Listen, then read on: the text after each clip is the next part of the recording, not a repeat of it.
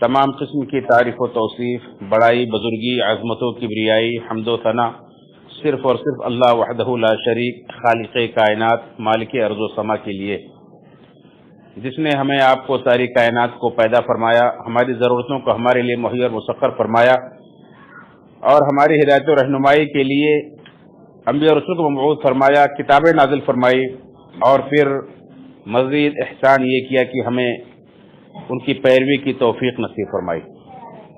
بعدہ انگنت بے شمار درود و سلام ہو اللہ کے بھیجے ہوئے تمام انبیاء اور رسول پر، خصوصاً آخری نبی جناب محمد رسول اللہ صلی اللہ علیہ وآلہ وسلم پر، کہ جن کے ذریعے سے اللہ رب العالمین کا یہ محبوب دین اسلام ہم تک پہنچا،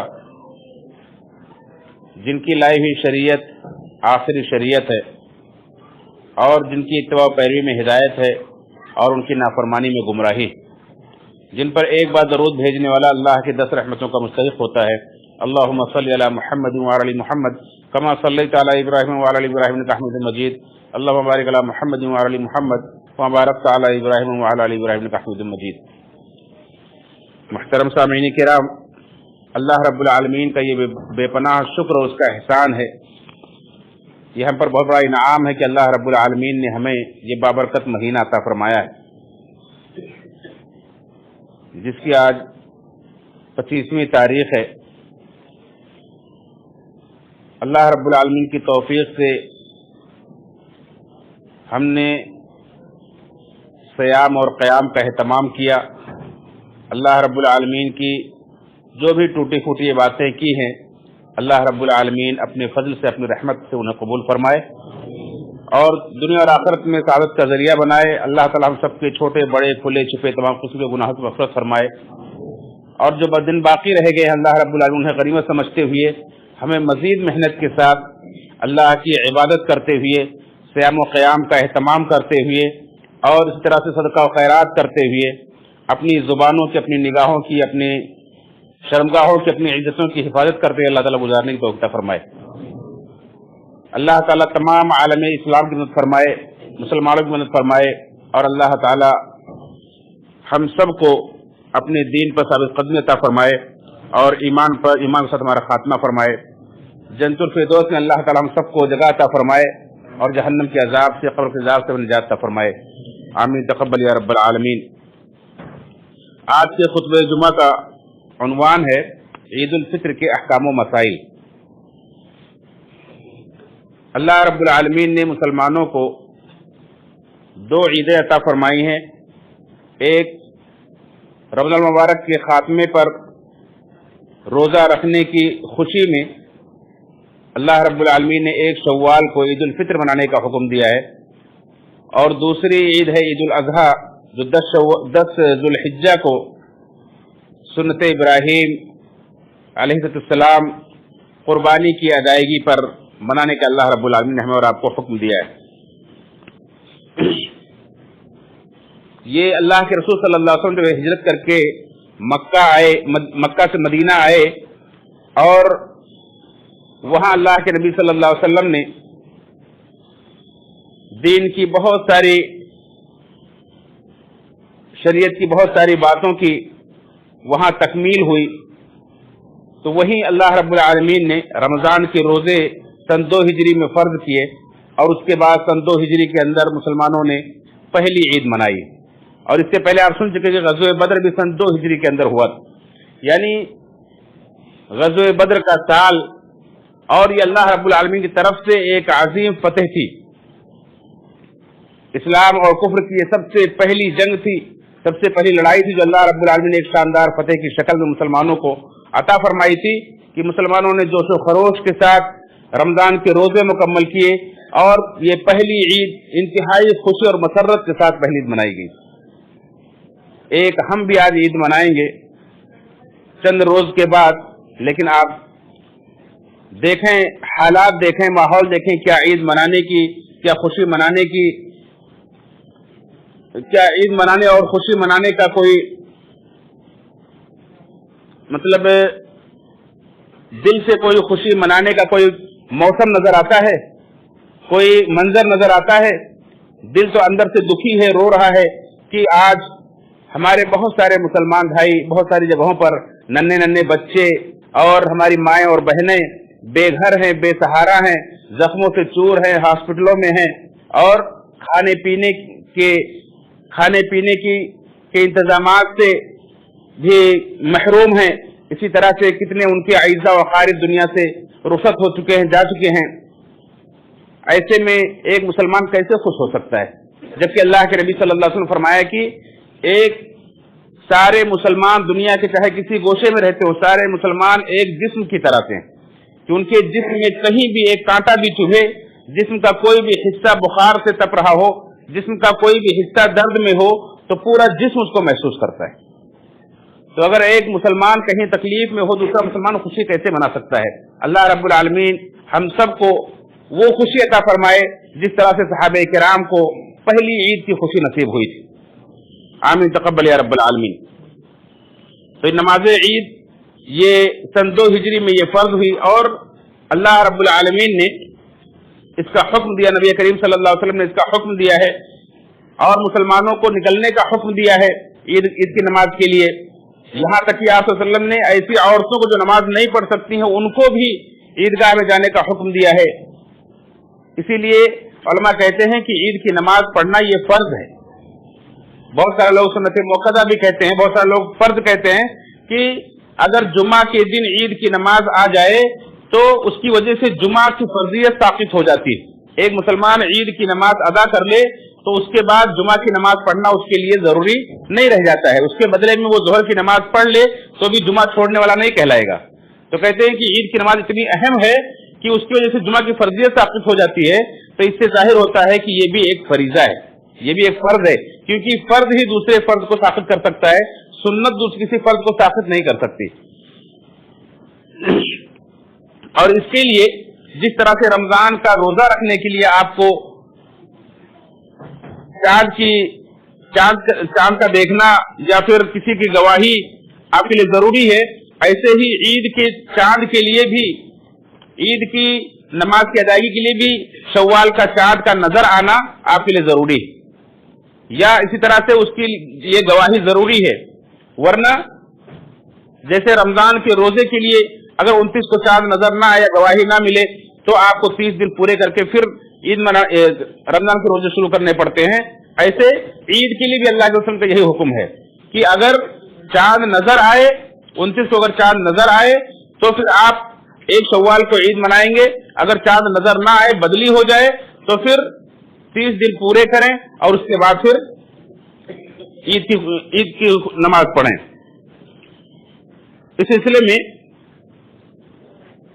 बाज़ उलमा कहते हैं कि एक गवाही भी काफी है, बाज़ उलमा कहते हैं 2 गवाही काफी है। और इस सिलसिले में एक रवायत है 2 गवाही के ताल्लुक से कि अबू दाऊद के अंदर हजरत रबीई बिन खिराश रज़ियल्लाहु अन्हु से रवायत है, फरमाते हैं रबीई बिन खिराश रहमहुल्लाह, ये ताबई है, एक सहाबी से रवायत करते हैं, कहते हैं कि एक बार अल्लाह के रसूल सल्लल्लाहु अलैहि वसल्लम के जमाने में रमजान के आखिरी दिन के बारे में इख्तलाफ हो गया कि चांद हुआ या नहीं हुआ, मदीना के अंदर इख्तलाफ हो गया। तो अल्लाह के रसूल सल्लल्लाहु अलैहि वसल्लम ने सहाबे किराम को रोजा रखने का हुक्म दिया, लोगों ने रोजा रखा। इतने में दूसरे दिन 2 आराबी, 2 देहाती बाहर से मदीना के अंदर दाखिल हुए और उन्होंने कहा कि कल शाम में चांद उन्होंने देखा है। उन्होंने गवाही दी कि कल शाम में चांद उन्होंने देखा है। तो अल्लाह के रसूल सल्लल्लाहु अलैहि वसल्लम ने सहाबे किराम को हुक्म दिया कि रोजा तोड़ दे। फअमर रसूलुल्लाह सल्लल्लाहु अलैहि वसल्लम अन्नास अयुफ्तिरु, रोजा तोड़ दें। और उसके बाद फिर आप उस हदीस के अंदर इतना इजाफा है, इमाम खल्फ ने इजाफा किया है, कहा कि अल्लाह के रसूल सल्लल्लाहु अलैहि वसल्लम ने हुक्म दिया कि दूसरे दिन हम लोग ईद की नमाज पढ़ेंगे। यानी ईद की नमाज का वक्त उनकी निकल चुका था, इसलिए उस दिन आपने ईद की नमाज तो नहीं पढ़ी, लेकिन दूसरे दिन आपने पढ़ी, मगर उस दिन रोजा नहीं रखा, क्योंकि ईद के दिन रोजा रखना हराम है। अगर ईद का चांद नजर आ गया, गवाही मिल गई और शव्वाल की एक तारीख जाहिर हो गई, तो भले आप ईद की नमाज का वक्त निकल चुका है इसलिए आप ईद की नमाज नहीं पढ़ सकते हैं, दूसरे दिन पढ़ेंगे, मगर रोजा उस दिन नहीं रखेंगे, क्योंकि वो ईद का दिन है और ईद के दिन रोजा रखना हराम है। इसी तरह से अल्लाह के रसूल सल्लल्लाहु अलैहि वसल्लम जब पहला चांद देखते थे महीने का, चाहे किसी भी महीने का हो, रमजान का हो, शव्वाल का हो, किसी भी महीने का हो, जब भी पहला चांद नजर आए, आमतौर पर हमें دعا کی یاد کب آتی ہے؟ جب رمضان کا ہم چاند دیکھتے ہیں یا عید کا چاند دیکھتے ہیں تب ہمیں دعا کی یاد آتی ہے. نہیں، پورے 12 مہینے کے ہر مہینے کی پہلی تاریخ کو پہلا چاند جب آپ دیکھیں تو چاند کے الگ الگ دنوں کے حساب سے اس کے نام ہیں. پہلے تاریخ کے چاند کو ہلال کہا جاتا ہے اور 14ویں تاریخ کے چاند کو بدر کہا جاتا ہے اور تمام دنوں کے چاند کو عام طور پر قمر کہا جاتا ہے. تو ہلال جب دیکھیں، پہلی تاریخ کا جب چاند دیکھیں تو اس وقت اللہ کے رسول صلی اللہ علیہ وسلم ایک دعا پڑھتے تھے، وہ دعا ہمیں پڑھنی چاہیے. اللہ اکبر اللہم اہلہ علینا بالامن والایمان والسلامۃ والاسلام والتوفیق لما تحب ربنا وترضى ربنا وربک اللہ. تمام مسلمان بھائیوں کو چاہیے کہ ہمیں دعا یاد ہو، اور ہر مہینے جو دعا ہمیں ہر مہینے کی پہلی تاریخ کو پڑھنی ہے وہ دعا تو ہمیں یاد ہی ہونی چاہیے. لیکن بڑی بدقسمتی کہ ہم یاد نہیں کرتے ہیں. چھوٹی سی دعا ہے، ہمیں یاد کر لینی چاہیے. اسی طرح سے جب عید کی نماز کے لیے آپ تیاریاں کریں، آپ نے چاند دیکھ لیا ہے، عید کی نماز کے لیے آپ اہتمام کر رہے ہیں، روزہ آپ نے توڑ دیا ہے، تو روزہ توڑنے کے ساتھ رمضان کا مہینہ ختم ہونے کے ساتھ چاند نظر آنے کے ساتھ ایک چیز آپ کے اوپر اور فرض ہو جاتی ہے، وہ ہے زکوٰۃ الفطر. جیسے رمضان کا مہینہ ختم ہوا، چاند نظر آیا اور روزے ختم ہو گئے، یعنی آپ نے افطار کر لیا. ابھی آپ ہر روز کا افطار کرتے تھے، یہ مکمل طور پر پورے مہینے کا آپ نے روزے توڑنے کا کی نیت کر لی اور آپ نے افطار کر لیا. تو اب یہاں سے صدقۃ الفطر، زکوٰۃ الفطر آپ کے اوپر فرض ہو جاتی ہے. جیسا کہ عبداللہ بن عمر رضی اللہ عنہ بیان فرماتے ہیں کہ فرض رسول اللہ صلی اللہ علیہ وسلم زکوٰۃ الفطر صاع من تمر او صاع من شعير على العبد والحر والذكر والانثى والصغير والكبير من المسلمين وامر بها ان تؤدى قبل خروج الناس الى الصلاه. بخاری مسلم. کہ اللہ کے رسول صلی اللہ علیہ وسلم نے زکوٰۃ الفطر یہ فرض قرار دیا ہے، ایک سا کھجور یا ایک سا جو ہر غلام پر، آزاد پر، مرد پر، عورت پر، چھوٹے پر، بڑے پر، ہر مسلمان پر، یعنی سارے مسلمانوں پر، چاہے وہ بچہ رمضان سے اسی دن ہی پیدا ہوا ہو، چھوٹا ہو، بڑا ہو، کوئی بھی ہو، چاہے وہ روزہ رکھتا ہو، روزہ نہ رکھتا ہو، ہر مسلمان کی طرف سے زکوٰۃ الفطر نکالنا یہ واجب ہے. اللہ کے رسول صلی اللہ علیہ وسلم نے فرض قرار دیا ہے، چاہے وہ غلام ہو یا آزاد ہو. اور اللہ کے رسول صلی اللہ علیہ وسلم نے حکم دیا ہے کہ عیدگاہ کی طرف نکلنے سے پہلے، لوگوں کے لیے نماز سے نکلنے سے پہلے آپ کو اسے ادا کرنا ہے. یعنی یہ اس کا وقت ہے اور یہ اس کا واجب وقت ہے کہ آپ عیدگاہ کی نماز سے نکلنے سے پہلے آپ ادا کریں. اگر ہم اس سے پہلے نکالنا چاہیں تو کتنے دن پہلے نکالنے کی رخصت ہے؟ عبداللہ بن عمر رضی اللہ عنہ کی ایک دوسری روایت ہے، کہتے ہیں کہ کانوا یعطون قبل الفطر بیوم او یومین، یہ بھی بخاری مسلم کی روایت ہے کہ لوگ اللہ کے وسلم کے زمانے میں لوگ ایک دن یا 2 دن پہلے بھی نکال دیا کرتے تھے. اسی طرح سے موطا کے اندر ایک روایت ہے کہ عبداللہ بن عمر رضی اللہ تعالیٰ عنہ 3 دن پہلے بھی نکال دیا کرتے تھے. تو یہ جائز وقت ہوا کہ آپ عید الفطر سے 3 دن پہلے، یعنی 27ویں روزے سے آپ زکوٰۃ الفطر نکال سکتے ہیں. اس سے پہلے اگر کوئی نکال دیتا ہے تو یہ درست نہیں ہے، زیادہ پہلے نہیں نکالنا چاہیے. بہت سارے سوال آئے، بہت سارے لوگ پوچھتے ہیں کہ ابھی سے ہم نے نکال دیے، یعنی آخری اشرا شروع ہوتے ہی بہت سارے لوگوں نے زکوٰۃ الفطر نکال دیے. یہ درست نہیں ہے. ہمیں اللہ کے رسول صلی اللہ علیہ وسلم کی صحابہ کرام کے نقش قدم پر چلنا ہے، اپنی طرف سے دین میں کوئی عمل نہیں کرنا ہے، ورنہ اللہ رب العالمین کا وہ عمل مقبول نہیں ہوگا. اسی طرح سے زکوٰۃ الفطر میں کیا نکالا جائے، اس کے تعلق سے ابھی آپ نے سنا کہ اللہ کے وسلم نے فرض کیا ہے کہ آپ کھجور نکالیں، جو نکالیں. اسی طرح سے ایک دوسرے صحابہ مسعود خضر جو بیان فرماتے ہیں، قلنا نخرج زکوٰۃ الفطر صاع من طعام او صاع من شعیر او صاع من تمر او صاع من عقد او صاع من زبیب، کہ ہم زکوٰۃ الفطر نکالا کرتے تھے 1 صاع کھانا یا 1 صاع جو، کھانے سے مراد گیہوں، 1 صاع گیہوں یا 1 صاع جو یا 1 صاع کھجور یا 1 صاع پنیر یا 1 صاع منقع یعنی کشمش. یہ بھی بخاری مسلم کی روایت ہے. تو صحابہ کرام اللہ کے رسول صلی اللہ علیہ وسلم کے زمانے میں یہی جو ان کے کھانے کی غذائیں ہوا کرتی تھی عام طور پر. اس زمانے میں ہمارے اور آج کے زمانے کی طرح سے دال چاول لوگ نہیں کھاتے تھے. لوگ کھجوروں پر، عرب کے اندر کھجوروں پر گزارا ہوتا تھا، منقع کھایا جاتا تھا، اور जौ और गेहूं खाए जाते थे, इसी तरह से पनीर खाए जाते थे। तो जो उनकी ग़िज़ा थी उसी में से ही वो लोग एक सा सारी ग़िज़ाओं में से एक एक सा ही निकाला करते थे, किसी की कुछ अलग मिक़दार नहीं है। और एक सा जो उनके यहाँ नापने का पैमाना था वो हमारे यहाँ वजन के पैमाने से 2.5 किलो तकरीबन बनता है। तो 2.5 किलो अनाज जो कुछ हम खाते हैं उसी में से निकालना चाहिए, ग़िज़ा ही निकालना चाहिए, क्योंकि अल्लाह के रसूल सल्लल्लाहु अलैहि वसल्लम ने इसका जो मकसद बतलाया है वो भी ग़िज़ा से ही पूरी होती है। जैसा कि इब्न अब्बास रज़ियल्लाहु अन्हु फरमाते हैं कि इसका मकसद क्या है, कहते हैं कि अल्लाह के रसूल सल्लल्लाहु अलैहि वसल्लम ने इसे फर्ज किया है, फरज़ रसूलुल्लाह सल्लल्लाहु अलैहि वसल्लम ज़कातुल फित्र तुहरतल लिस्साइम मिनल लग़्वी वररफ़थि व तुअमतल लिलमसाकीन। ये अबू दाऊद की रिवायत कि अल्लाह के रसूल सल्लल्लाहु अलैहि वसल्लम ने ज़कातुल फित्र को फर्ज किया है रोजेदार के लिए लग़्व और रफ़त से, बेहुदा बातों से, बेहुदा काम से, यानी उनके रोजे में जो कुछ गलतियां हुई हैं उन गलतियों की वो ज़कातुल फित्र कफ़ारा बन जाए, उसकी वजह से उनके गुनाह मिटा दिए जाए, उनकी जो गलतियां हुई है उसकी सफाई हो जाए। तुहरतल लिस्साइम, हमारे रोजे जो गंदे हो गए हैं, जो मैले हो गए हैं, जो खराब हो गए हमारी गलतियों की वजह से, जैसे हमें पाबंदियां करनी चाहिए हम नहीं कर पाए हैं, उसकी वजह से जो कमी आ गई रोजे के सवाल में वो पूरा हो जाए, ये एक मकसद है। दूसरा मकसद है वो तुअमतल लिलमसाकीन, मिस्कीनों के खाने का इंतजाम हो जाए। इंसान की बहुत सारी जरूरियात हैं, लेकिन सबसे बुनियादी जरूरत आप देखेंगे तो खाना है। एक इंसान बगैर घर के जिंदा रह सकता है, बगैर कपड़े के जिंदा रह सकता है और दूसरी चीजें हैं, हालांकि बुनियादी जरूरतें हैं, लेकिन बगैर खाए के इंसान जिंदा नहीं रह सकता है।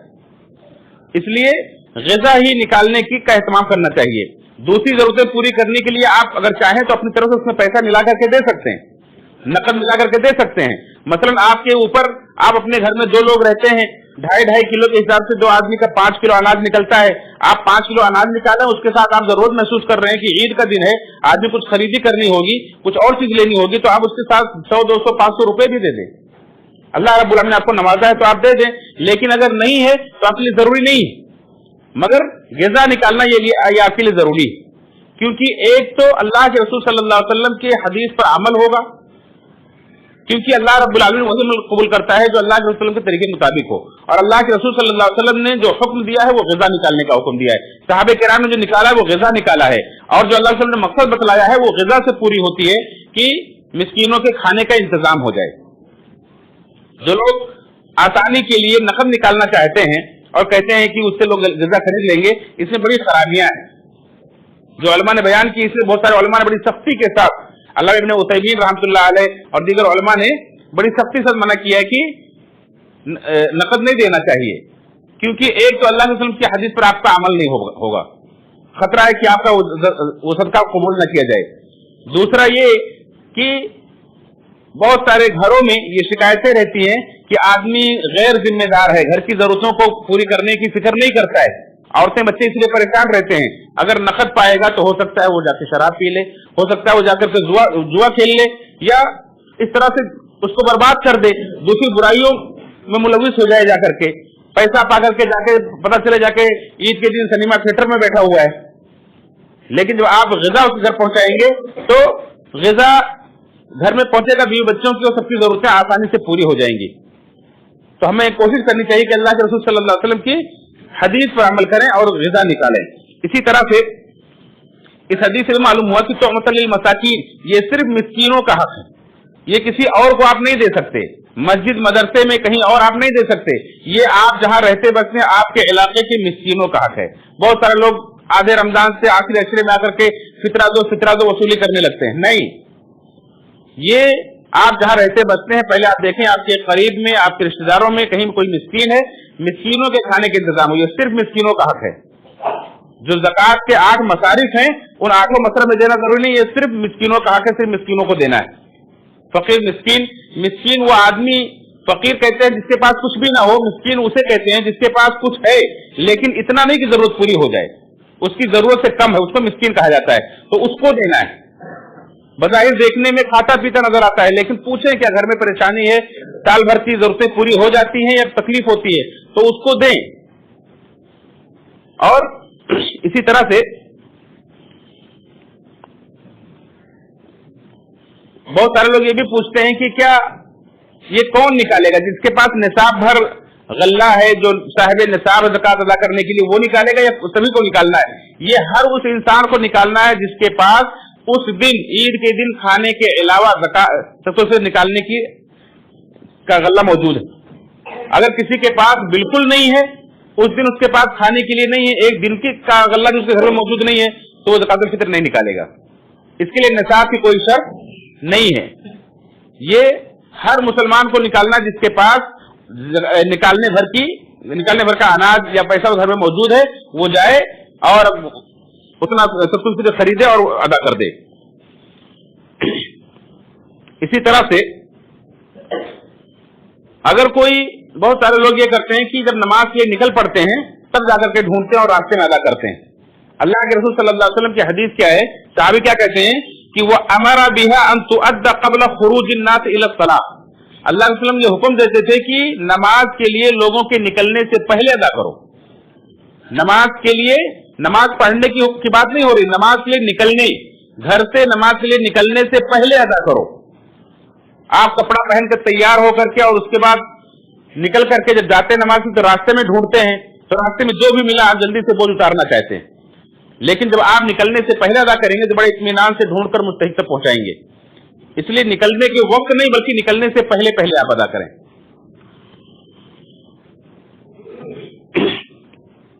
اور اگر نکلنے نماز کے بعد آپ نے ادا کی تب تو یہ زکات الفطر کے نام سے آپ کا قبول ہی نہیں کیا جائے گا، یہ ایک آپ کا عام صدقہ ہوگا، اس کا ثواب، اس کا مقصد پورا ہی نہیں ہوگا۔ جیسا کہ اللہ کے رسول صلی اللہ علیہ وسلم کی حدیث ہے، فمن اداها قبل الصلاۃ فهي زکات مقبولہ، جس نے نماز سے پہلے اسے ادا کر دیا تو اس کی زکات مقبول ہوگی، زکات الفطر کے نام سے اس کا اللہ کے ہاں قبول ہوگا، اس کا مقصد پورا ہوگا۔ جو بتایا گیا ہے کہ اس کے روزے میں جو کمی آ گئی وہ گناہ مٹا دیے جائیں گے۔ لیکن ومن اداها بعد الصلاۃ فهي صدقۃ من الصدقات، اگر نماز عید کے ادا کرنے کے بعد کوئی ادا کرتا ہے تو یہ ایک عام صدقہ ہوگا، لہذا اس سے بچنا چاہیے۔ اسی طرح سے یہ زکات الفطر کے تعلق سے چند باتیں تھی۔ اب آئیے دیکھیں کہ عید صلاۃ العید کے تعلق سے اللہ کے رسول صلی اللہ علیہ وسلم نے ہمیں اور افراد کیا حکم دیا ہے۔ یہ رمضان کے روزہ رکھنے کی خوشی ہے، اور خوشی میں ایک مومن کے لیے حکم یہ ہے کہ اللہ کا شکر ادا کرے، جیسا کہ اللہ رب العالمین نے فرمایا شہر رمضان الذی انزل فیہ القرآن، رمضان کا مہینہ وہ جس میں قرآن نازل کیا گیا، جو انزل فیہ القرآن ھدی للناس، جو لوگوں کے لیے ہدایت ہے، وبینات من الھدی والفرقان، اور جو حق و باطل کے درمیان فرق کرنے والی اور ہدایت کی نشانیاں ہیں اس کے اندر۔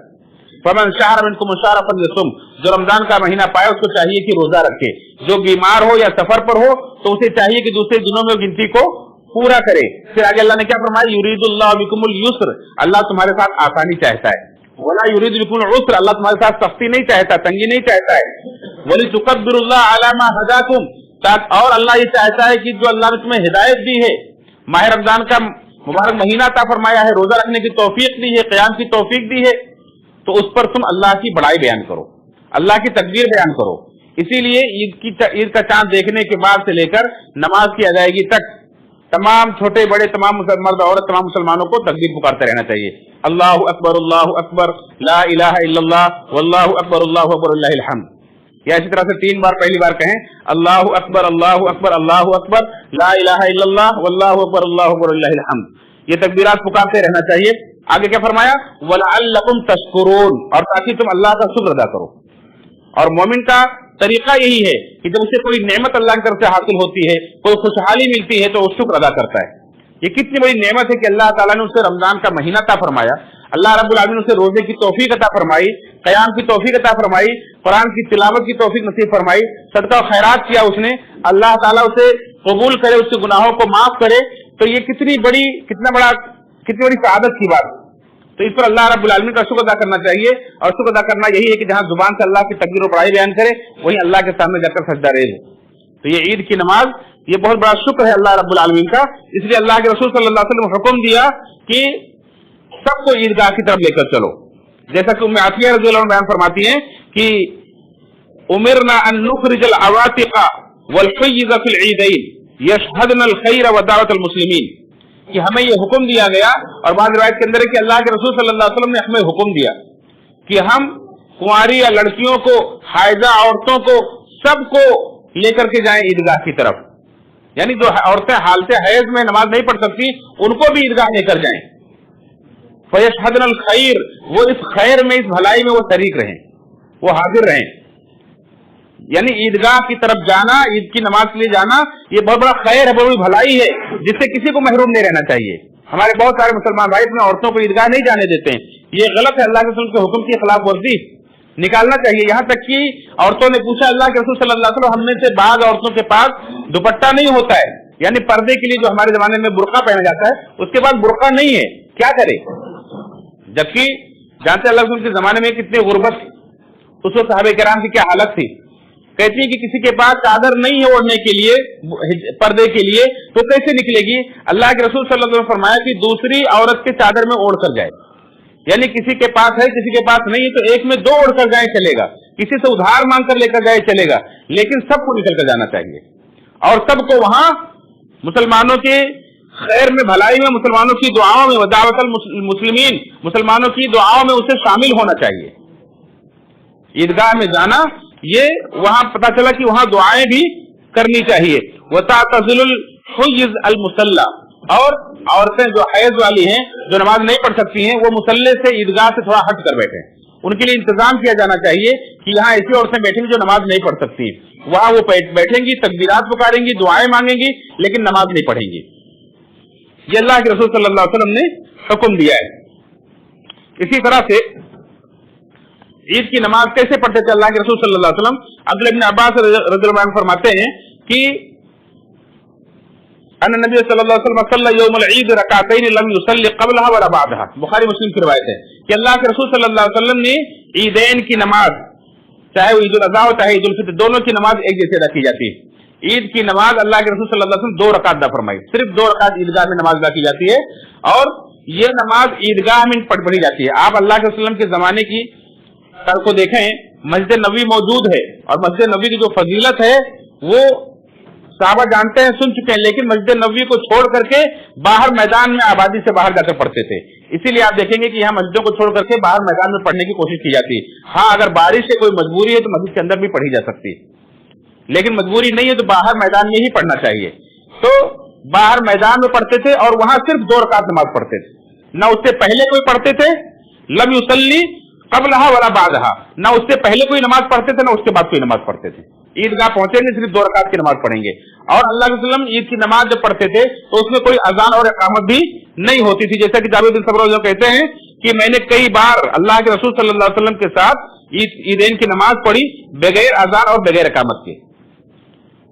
इसमें ना अजान है ना इकामत है, डायरेक्ट पढ़ी जाएगी, ये सही मुस्लिम की रवायत है। और इसमें अल्लाह के रसूल सल्लल्लाहु अलैहि वसल्लम पहले नमाज पढ़ते थे और खुतबा बाद में देते थे।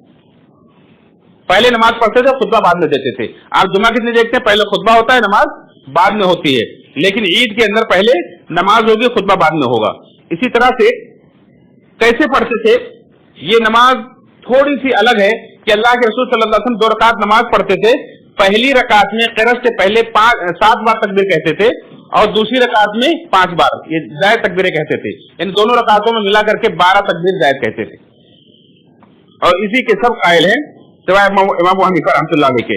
बाकी इमाम मालिक रहमतुल्लाह अलैह, इमाम शाफी रहमतुल्लाह अलैह, इमाम अहमद बिन हंबल रहमतुल्लाह अलैह और दीगर मुहद्दिसीन कहते हैं, जैसा कि तिरमिज़ी, इब्न माजा, इब्न खुज़ैमा और बैहक़ी, दारक़ुतनी वगैरह की रिवायत है। हजरत अमर बिन औफ मुज़नी कहते हैं कि अन्ना नबी सल्लल्लाहु अलैहि वसल्लम कब्बरा फिल ईदैनी फिल ऊला 7 क़ब्ल अल क़िरात व फिल सानिया 5 क़ब्ल अल क़िरात।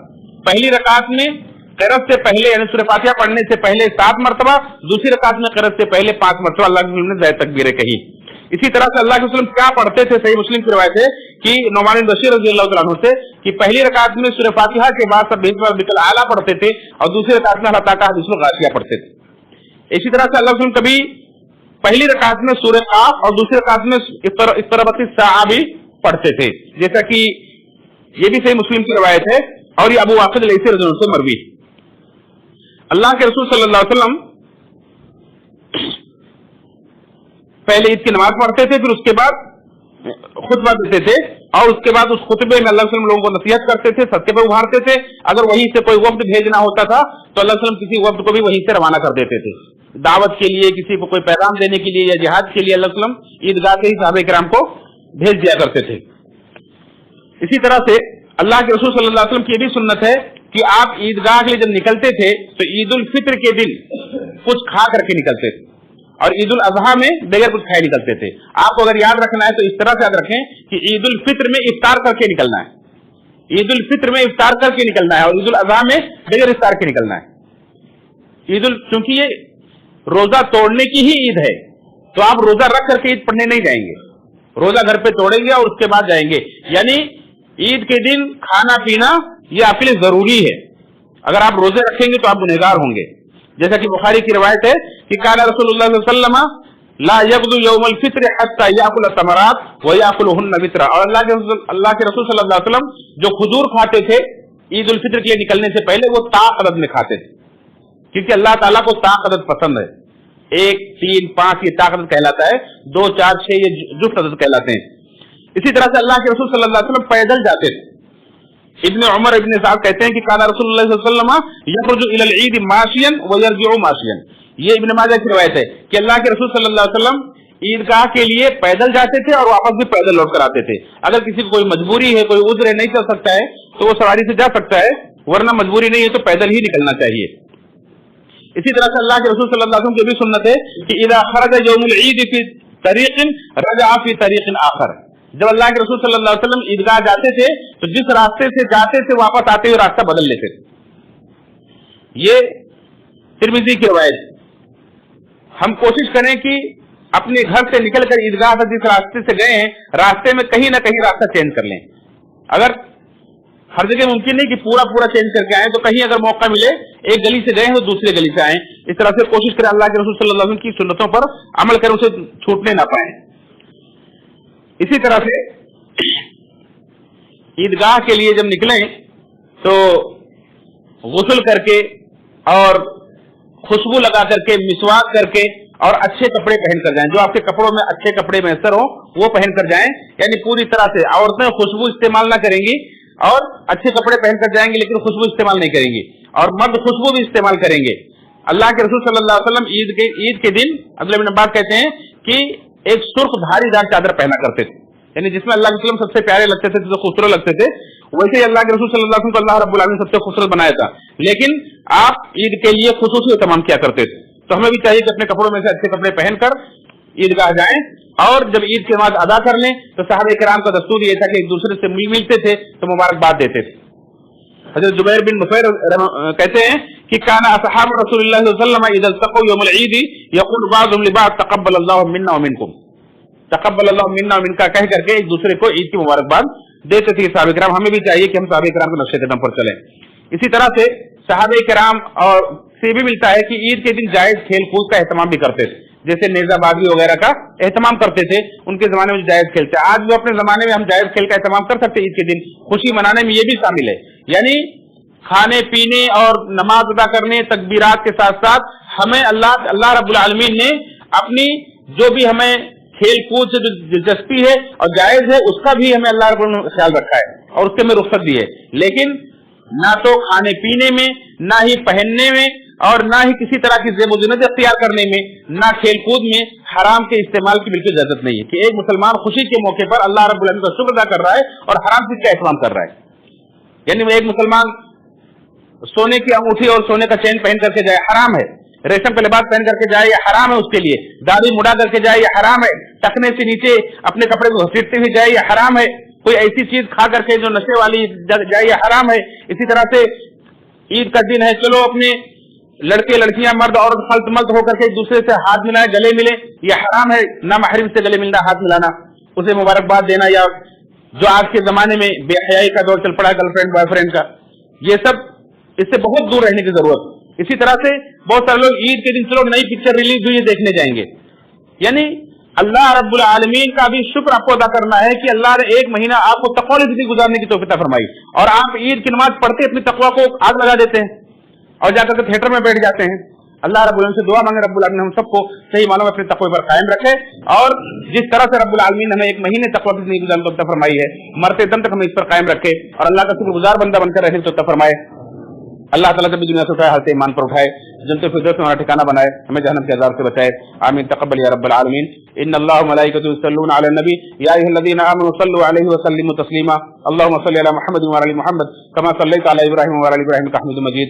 अल्लाहुम्मा बारिक अला मुहम्मद व अला आलि मुहम्मद कमा बारकता अला इब्राहीम व अला आलि इब्राहीम इन्नका हमीदुम मजीद। इबादल्लाह रहमकुमुल्लाह, इन्नल्लाह यामुरु बिल अदलि वल इहसान व ईताइ ज़िल क़ुरबा व यनहा अनिल फ़हशाइ वल मुनकरि वल बग़य यअिज़ुकुम लअल्लकुम तज़क्करून। उज़कुरुल्लाह यज़कुरुकुम व यस्ताग़फिर लकुम व लज़िक्रुल्लाहि अकबर।